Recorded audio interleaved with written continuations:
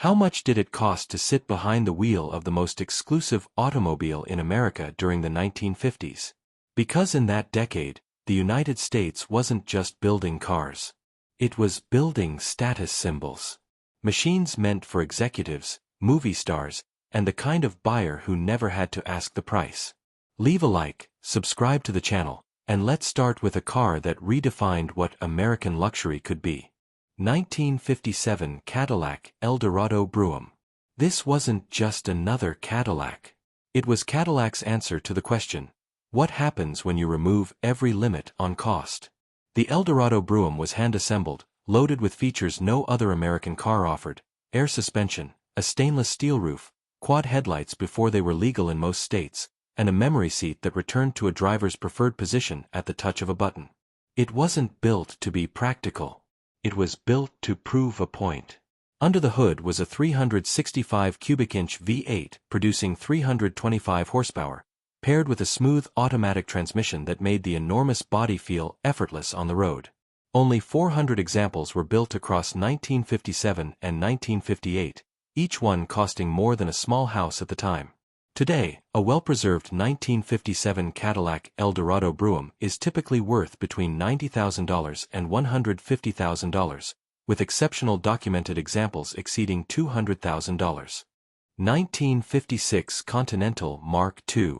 This car didn't wear a Lincoln badge, and that was intentional.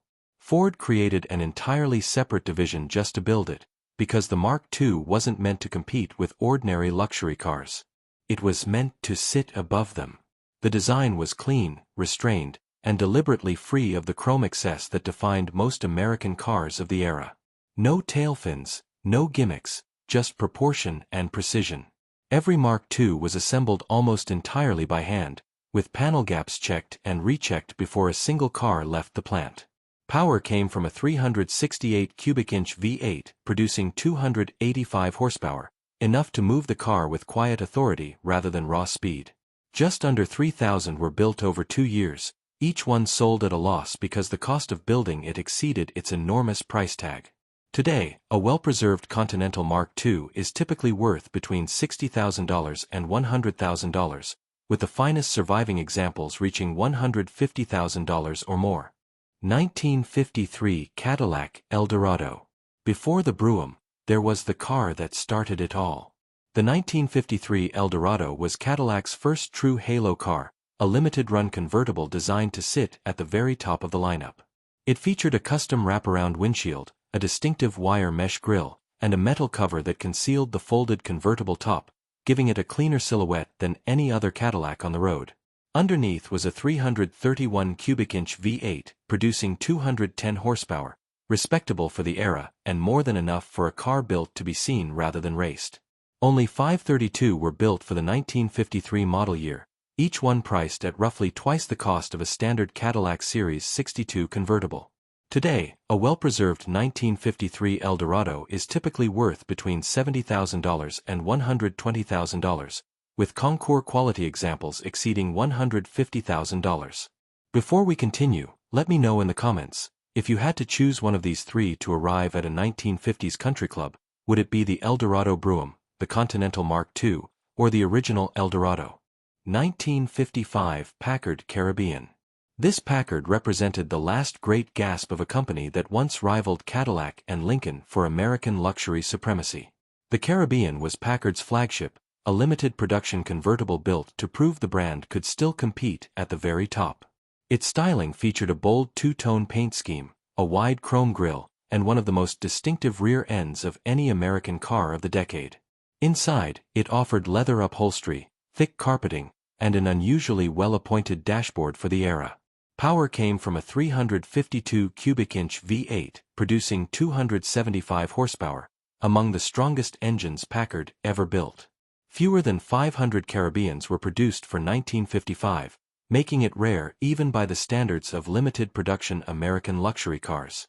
Today, a well-preserved Packard Caribbean is typically worth between $60,000 and $100,000, with exceptional restorations exceeding $130,000.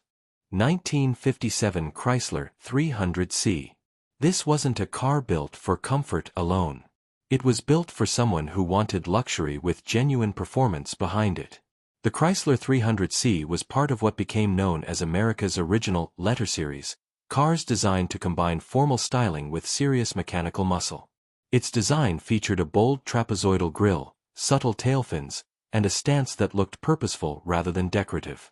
Under the hood was a 392 cubic inch Hemi V8, producing 375 horsepower, making it one of the most powerful American production cars of the entire decade. It could reach speeds few luxury sedans of the era could match, all while offering leather interiors and a genuinely upscale cabin. Only around 2,250 hardtops and convertibles were built for 1957.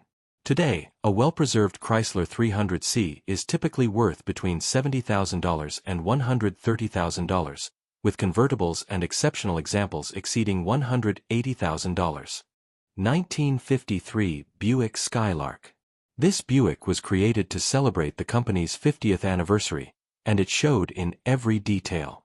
The Skylark was a limited production convertible built with a lowered body, a distinctive cutaway wheel arch, and a wraparound windshield borrowed from Cadillac's Eldorado program. It was, in effect, Buick's version of a halo car, meant to show that the brand could build something just as exclusive as its General Motors siblings.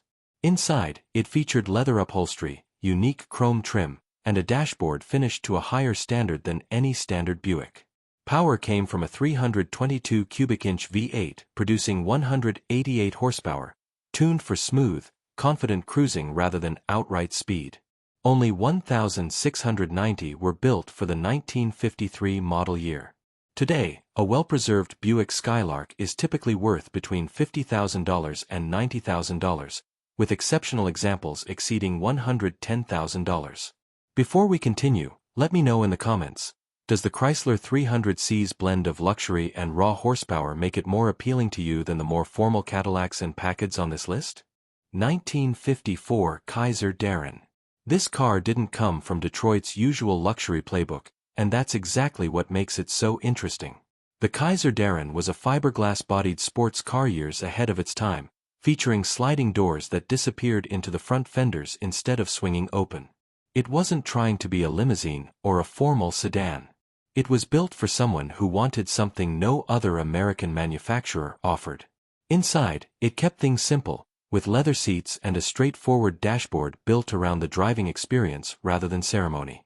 Power came from a modest 90 horsepower inline-six, making it slower than many rivals, but its rarity and unusual engineering more than made up for it. Only 435 were ever built before Kaiser exited the passenger car business.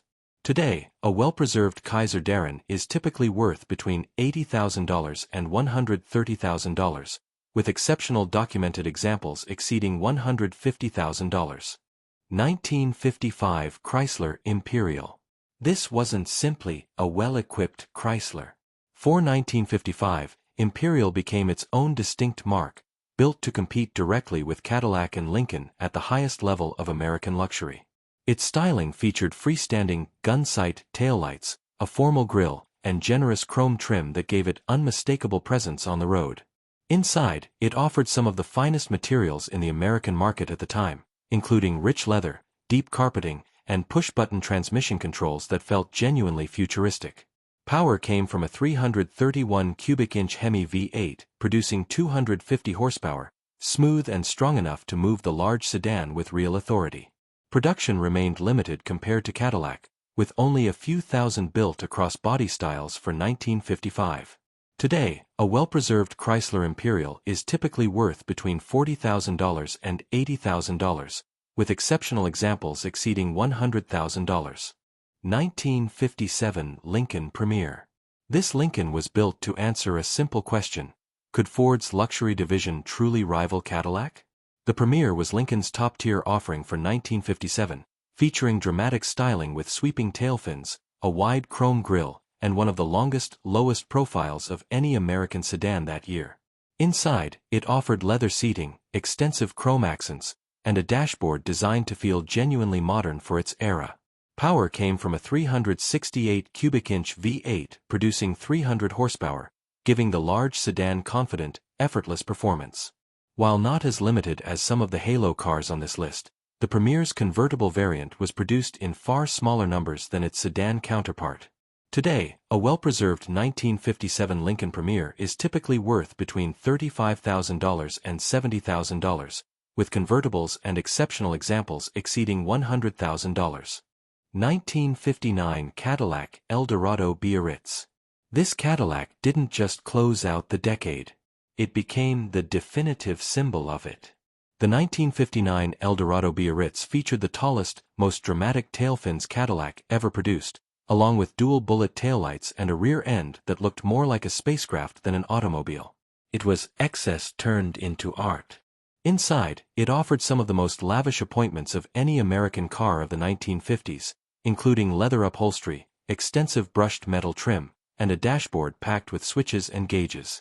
Power came from a 390 cubic inch V8, producing 345 horsepower, enough to move the enormous car with real confidence.